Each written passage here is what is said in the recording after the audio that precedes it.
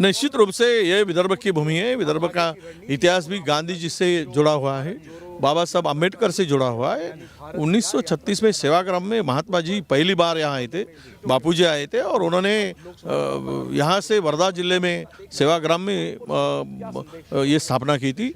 1942 में भारत छोड़ो का ठहराव भी यही विदर्भ की भूमि से हुआ था। अंग्रेजों भारत छोड़ो, ये भी इतिहास है।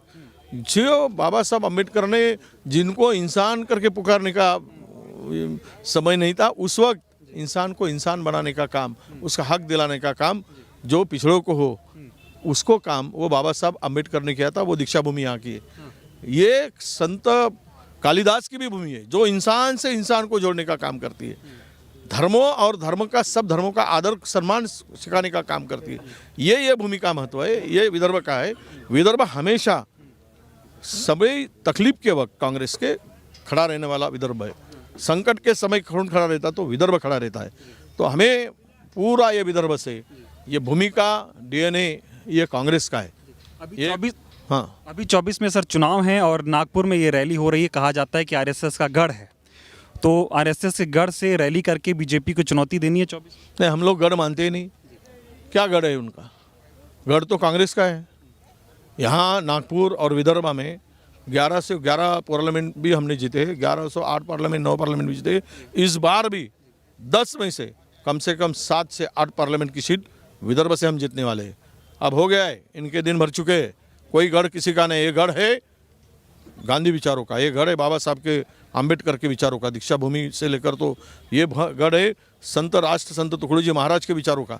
ये संत गाडगे बाबा के विचारों का भी है, जिसने शिक्षा के लिए ये संत ने बड़ी क्रांति की थी।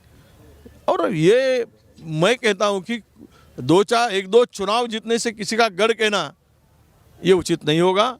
ये महाराष्ट्र के डीएनए में ही कांग्रेस है। सर, भारत न्याय यात्रा का भी ऐलान हो गया, इस पे आप क्या? निश्चित रूप से राहुल जी बहुत संघर्ष कर रहे, एक योद्धा की तरह लड़ रहे हैं। आज इस देश का संविधान बचाने के लिए लड़ रहे हैं, तानाशाह के खिलाफ में लड़ रहे हैं। तो ये जो उनकी लड़ाई है, ये लड़ाई उन्होंने इस देश को बचाने के लिए जारी की है।